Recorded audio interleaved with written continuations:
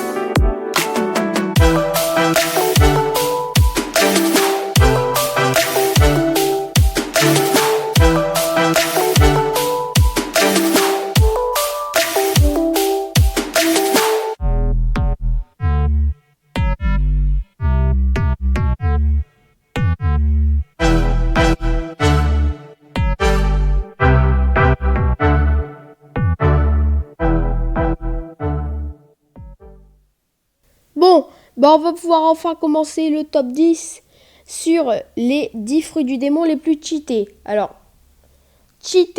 ça ne veut pas dire les plus puissants. Cheatés, ça veut dire qu'ils ont des capacités, mais oufissimes. Et je pense que je vais commencer par ça comme vidéo parce que c'est un grand thème de One Piece. Mais avant cela, pour allumer la flamme qui est en vous et qu'elle ne s'éteigne jamais, abonnez-vous à Newspade, activez la petite cloche, partagez la vidéo et likez-la. Et aussi essayez de la commenter pour le référencement. Voilà donc, on va pouvoir commencer. Numéro 10, le Gura Gura no Mi aux fruits des tremblements. Donc parlons de ce fruit. Alors ce fruit du démon, il s'est dit qu'il peut détruire le monde, donc il est évidemment très puissant. Sauf que ça joue trop sur la force brute et aussi on en a marre de voir tout le temps des numéros 1, le Gura Gura no Mi. On en a marre. Et donc pour faire une touche d'originalité, je l'ai mis en 10e.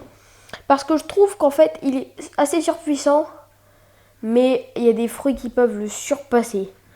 Mais ce fruit est peut-être éveillé l'équivalence d'une arme antique, ce qui est énorme.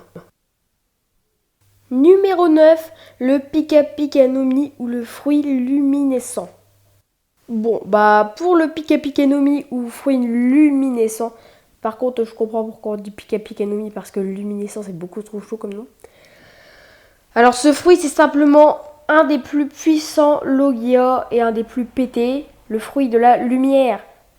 Et donc Kizaru peut se déplacer à la vitesse de la lumière. Il peut contrôler la lumière et il devient la lumière.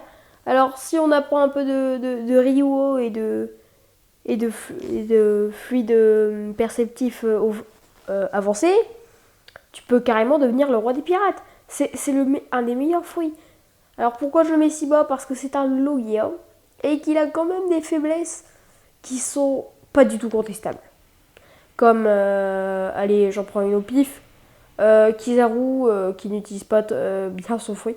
En fait, j'ai l'impression que Kizaru, c'est un mec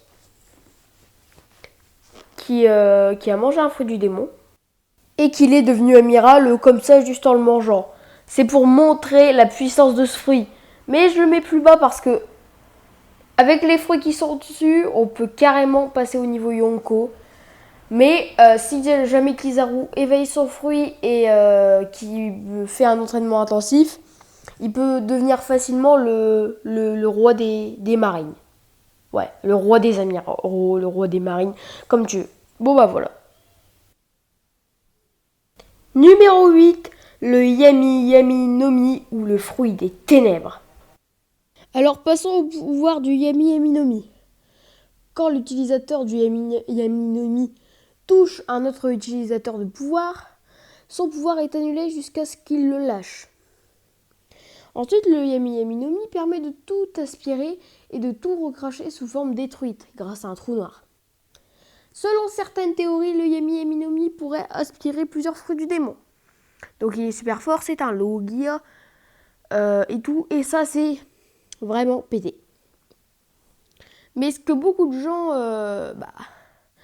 le mettent à la première place, c'est parce qu'en fait Barbe Noire dit de toute l'histoire des fruits du démon, j'ai celui qui est considéré comme le plus puissant. Sauf que, comment dire, ça remonte à l'arc Enies Lobby, juste avant.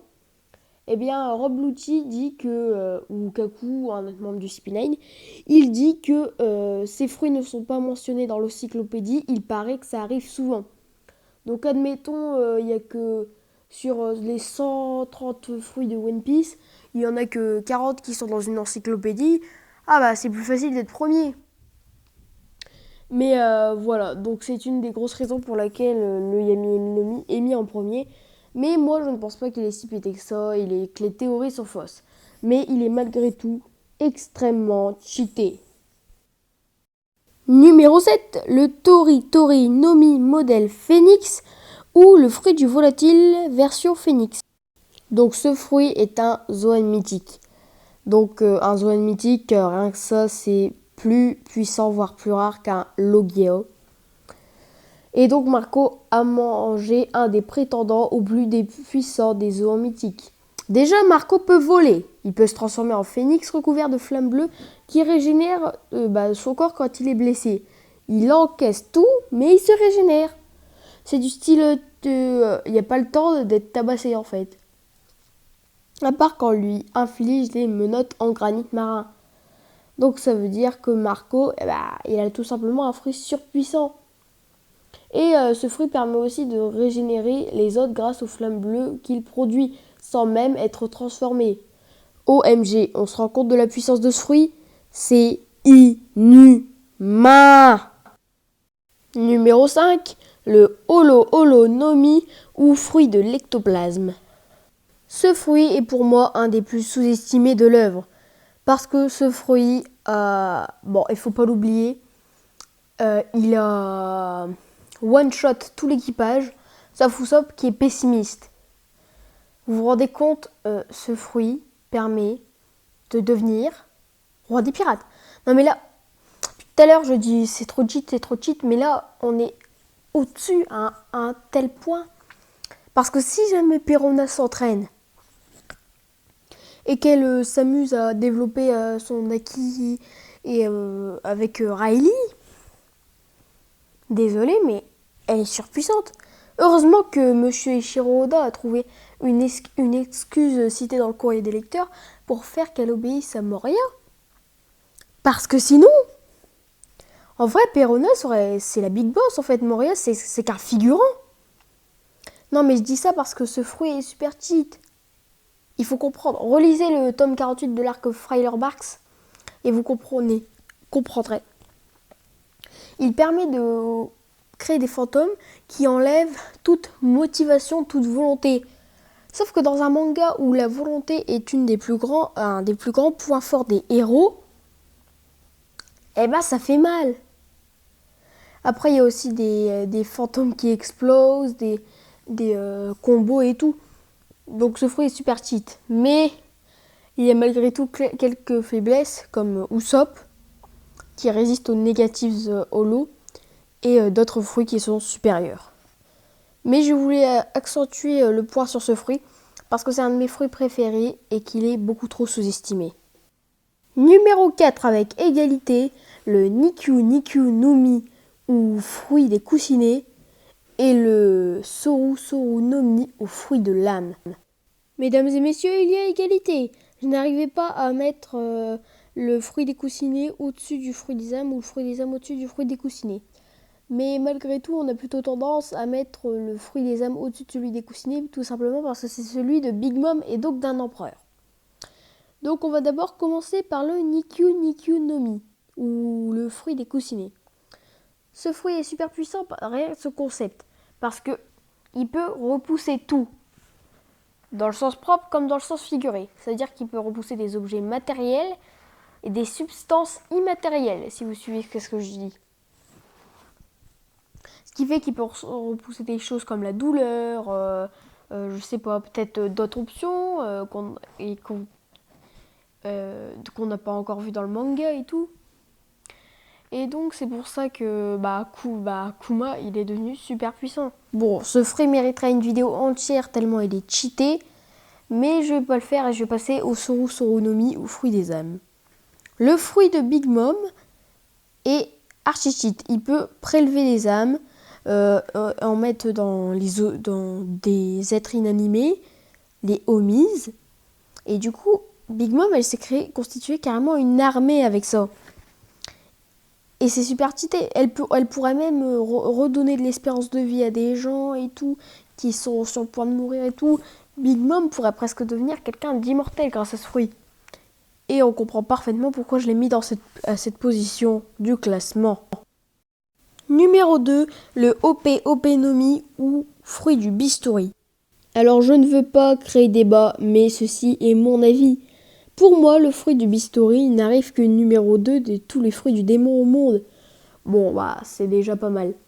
Déjà, ce fruit permet de créer une énorme room, donc une pièce ronde, qui permet d'opérer n'importe qui, de les découper et de tout manipuler, d'échanger leur personnalité ou leurs âmes. Et ça, c'est super cheaté. Bon, si vous voulez en savoir plus sur le sujet, intéressez-vous à la saga Dressrosa et plus particulièrement au tome 67 et 68 de l'arc Punk Hazard, plus tout ce qui est flashback de l'eau et fin arc Dressrosa avec les révélations de Doflamingo. Mais après, beaucoup le mettent en numéro 1 parce qu'il permet de rendre immortel. Mais est-ce que ce sont des capacités de l'utilisateur en lui-même ? C'est plus un espèce de bonus que l'utilisateur peut donner à quelqu'un d'autre. Donc c'est pour ça que je ne mets pas l'immortalité en compte pour ce classement. Mention spéciale au Uo Uo no Mi modèle Seryu ou le fruit du poisson modèle Dragon Azur. Également mention spéciale au Zushi no Mi ou en français supposé être le fruit de la gravité. Et également mention spéciale au Magu Magu no Mi ou le fruit du magma d'Akeinu. Numéro 1, le Obi Obi no Mi ou fruit du joujou de Sugar. Là, on est dans la limite cosmique de notre monde. Vous vous rendez compte ? Sugar fait une ellipse d'entraînement avec Riley et c'est fini, reine des pirates. Parce que grâce à ce fruit, Sugar peut transformer n'importe qui qu'elle touche en jouet et le jouet devient son esclave. C'est grâce à ça que Doflamingo a pu avoir les fonds pour diriger un pays et qu'il a pu se faire passer discret grâce au gouvernement mondial et qu'il a trompé le monde. Voilà, donc rien que pour vous dire la puissance cosmique de ce fruit. Merci de m'avoir écouté pendant cette vidéo. Et n'oubliez pas, maintenant j'ai enfin un serveur Discord et vous trouverez le lien dans la description de la vidéo. Sur ce, je vous dis au revoir. Rendez-vous à la prochaine vidéo et que la flamme qui est en vous ne s'éteigne jamais. Allez, salut!